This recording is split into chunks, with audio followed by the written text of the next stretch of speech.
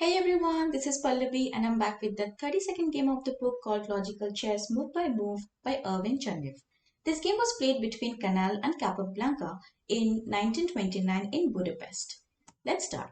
And the opening played in this game was Queen's Indian Defense. So it started with d4, one of the best possible way to control the center by occupying it with a pawn and permitting two pieces to come out quickly into play. Black replied with knight f6. Unlike d5, this move doesn't directly confront the opponent but prevents e4. Additionally, it promptly develops a piece to its proper square in the opening. White played c4. The advantages of this move retains black from an immediate d5, opens the c file for white's major pieces, provides a diagonal for the queen, enables two pawns to grip four squares on the fifth rank. Black played e6, ready to develop black's f8 bishop. If white plays knight c3 in order to follow up with e4, black can pin the knight by bishop to b4 and make e4 impossible. So after e6, now white played knight to f3, makes a normal developing move. Black plays b6, black intends to play bishop to b7 where it attacks from a distance and further restraining white from playing e4. Adding strength to the knight controlling the critical e4 square. White played g3. White's best course is to oppose bishops on the long diagonal as one does with rooks on an open file.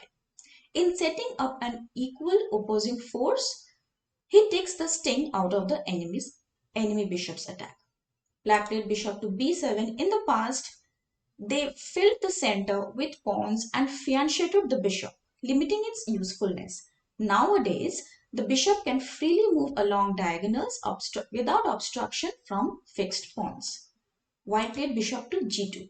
With the completion of the fianchetto, white's kingside is cleared and he is ready to castle. Bishop b4 check. Before attempting to undermine the center by c5, black develops a piece. Not only it makes way for castling, but it also brings about a favorable exchange of bishops.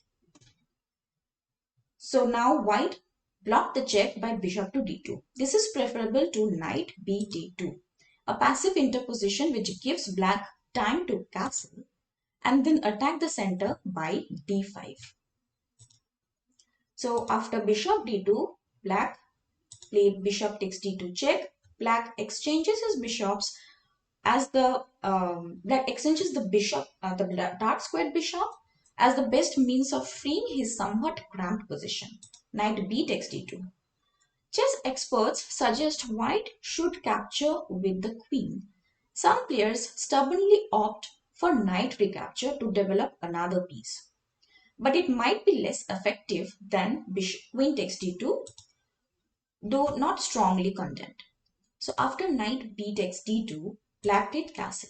Before acting in the center, black secures the king's safety. An alternative is c5, pressuring white's pawn center. White cannot play d5 as it leads to pawn loss.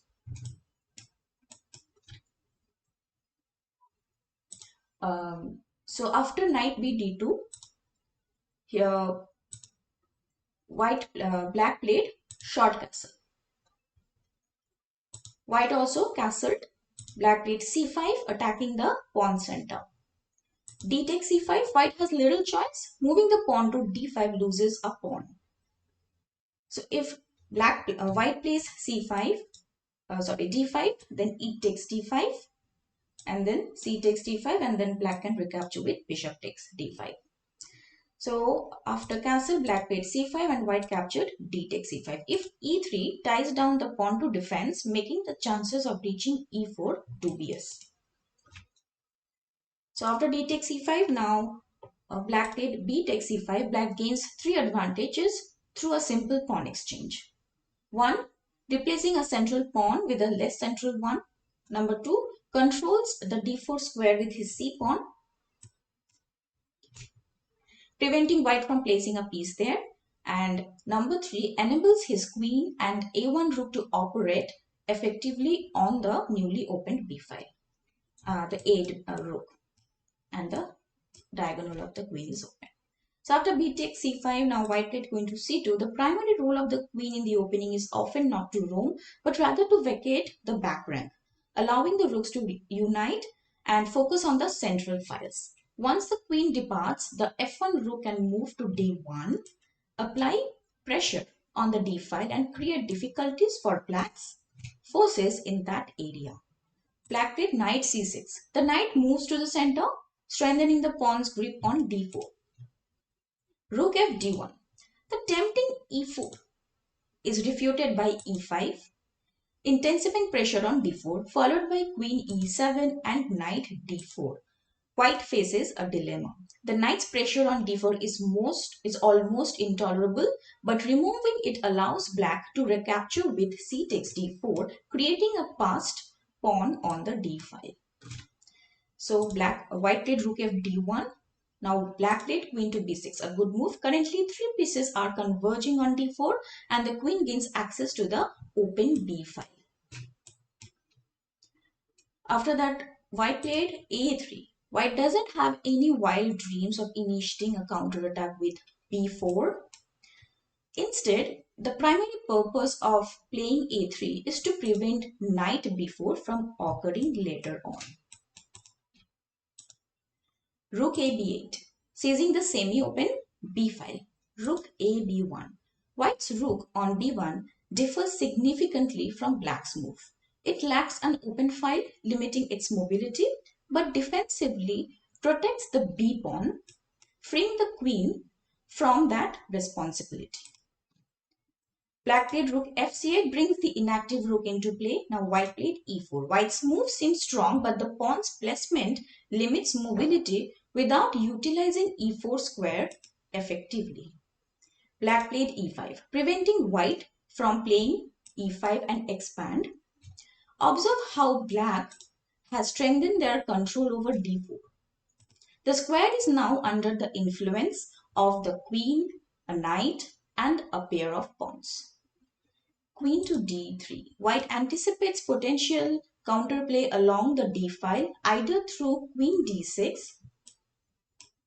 or maneuvering the knight from f1 to e3, then d5.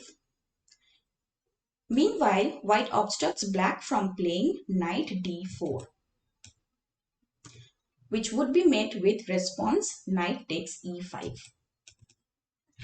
So after queen d3, black played d6. Black guards the e5 pawn so that he can play knight to d4. Knight f1, indicating that he wants to deploy the knight to e3 and then d5. White couldn't capture queen takes d6 because of rook d8, winning the queen. So after knight f1, black played knight d4. Not only the knight is centralized, but you also obstruct white from continuing his maneuver. If white tries knight e3, then bishop takes e4, knight d5, bishop takes d3, knight takes b6, knight takes f3 check, bishop takes f3, rook takes b6, rook takes d3, e4, wins a piece neatly. So after knight d4, white captured, knight takes d4, getting rid of the troublesome knight. E takes d4. Black has a passed pawn on the d file that not only guards the exist but also blocks white's knight from reaching d5 via e3.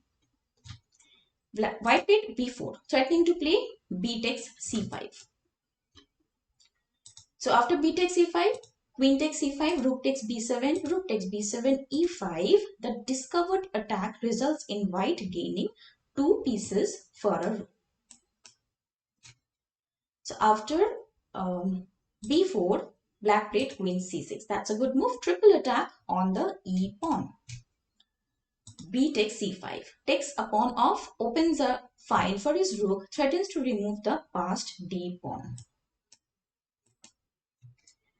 Now black played d takes c5. Black must recapture with the pawn to preserve the passed pawn. Rook takes b7. This tempting continuation wins 2 pieces for a rook. queen takes b7 and then e5, a discovered attack. Black played queen b3 and offered to exchange the queens. E takes f6. White rejects queen takes b3 as it leads to rook takes b3, e takes f6, rook takes a3. Black is left with two passed pawns. So after e takes f6, black played queen takes d3. The idea is to force the white rook off the last rank, making it available for black's rook to enter and get behind white's pawns. Rook takes d3, rook b1 enters into white's back rank while pinning the knight. Against passive play, black is planning to play rook e8, rook e1, rook bc1. This wins the c pawn since white cannot protect it by bishop to d5 without abandoning the knight. After capturing rook takes c4. So here black can play rook takes f1 check. So here after rook takes c4, black would have two dangerous connected pawns rushing to become queens. So after bishop to d5, now black played rook cb8, doubling up the rooks on an important b file. White played king g2, unpins the knight. Rook 8 b3, that's a good move, attacks the rook and the pawn. Rook takes b3, rook takes b3, and then knight d2. Now black played rook takes a3.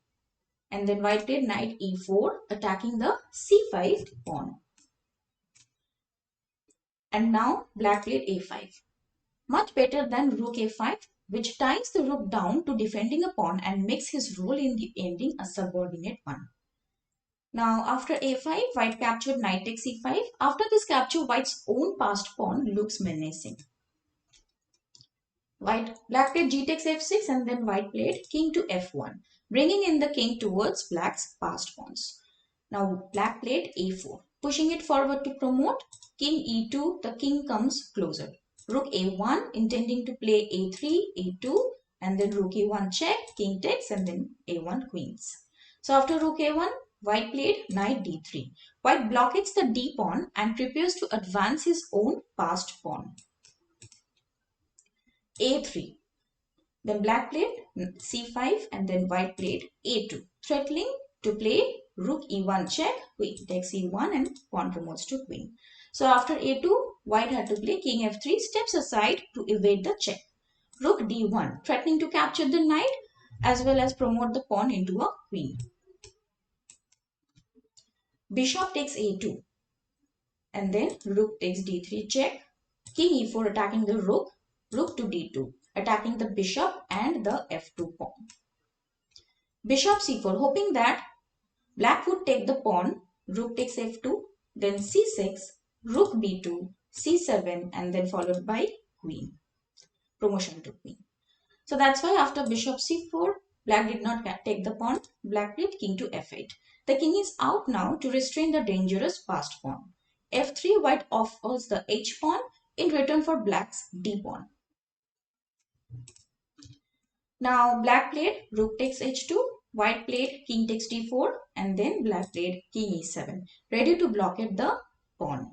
Bishop d3 to switch the bishop to e4 from where it can guard his f pawn, prevent black's doubled pawns from advancing and prepare to protect his c pawn when it reaches c6. Now black played h5, threatening rook g2, g4 and then h4, and it's waiting for black. So after h5, now white played king to e3, comes closer to rescue. Rook g2, in forcing the king to defend the g pawn, black draws him farther away from his own passed pawn. King f4, protecting g3. g1, rook g1 to get behind the passed pawn. In the ending, the rook does its best work behind the enemy pawns. No matter how far the pawn advances on the file, it can never escape from the rook's attack. So place your rooks behind a passed pawn. Bishop e4. preparing to protect the pawn when it reaches C6. Rook C1. Now white played C6. Rook to C3. Good move. Now white is in zugzwang. So here white played C7. Voluntarily giving up the pawn he cannot save. Alternatively, if white had played king f5, then rook c5 check, king f4, king e6, king e3, f5, attacking the bishop. When the bishop moves away, rook takes c6, black wins. Another alternative, if bishop d5, then rook c5, attacking the bishop, king e4, f5 check, deflection. If king d4, then rook takes d5 check, king takes d5 and f4. Good move. King c5, f takes g3, king b6, g2, c7, g1 queen check, king b7, queen b1 check, king c8, queen b6, f4, queen a7, f5 and queen a8 checkmate. So that is why white played c7 instead. Black captured. White played bishop d5, stopping king e6. Rook c5, attacking the bishop again. Now white played bishop to a2. The bishop tries to stay on the diagonal as long as possible to control the e6 square. Rook b5. Complete domination. The bishop has no moves. King e3. Black played rook a5, attacking the bishop once again. Bishop to c4. If bishop b3, then rook a3 pins the bishop. So after bishop c4, rook c5, and then white played bishop to a6. If bishop a2, then f5 followed by king f6 and the king enters. If king d4, then rook g5, this g3 pawn is gone. So rook c5, then white played bishop a6, then king e6. Bringing in the king closer to the center and white's remaining pawns. King f4 puts up a hard fight. Rook c3, good move because it's restricting white's king movement. Bishop f1. If king e4, then f5 check, king f4 and then king f6. So after bishop f1, black played f5, bishop a6 and then king f6, trapping the white king. What remains now is to force him back to the third rank while black's king moves up to the fourth. After king f6, white played bishop b7. If bishop e2, then rook b3 and then followed by rook b4 check, forcing to remove the king from the fourth rank. So bishop b7, then rook c4 check, king e3 and king g5, threatening f4 check. If king d3, then f takes g3, king takes c4, king f4 and black wins easily. After f4, if white captures g takes f4, then rook takes f4, gives black another passed pawn over here. And after f4, if king f2, then rook c2 check, king g1, f takes g3, gives him two passed pawns. So after king e3, king g5, now white played king f2. Black played f4 and then white played king g2 and then black played f5 and white resigned. Had white continued with king h3, then f takes g3, king takes g3, h4 check, king h3, rook c3, bishop to d5, king f4, king takes h4, rook takes f3, bishop takes, king takes, and then king h3, and then f4, king h2, king e2, and the pawn marches straight to be queened. So after king g2 and f5, white resigned. So from this game, we learned a few principles such as occupy the center with pawns, rapid piece development towards the center, castle as early as possible, complete your development before starting any attack. Passed pawn must be pushed, place your rooks behind a passed pawn. So thank you for watching. Please like, comment, share and subscribe to my channel. Thank you. Bye-bye.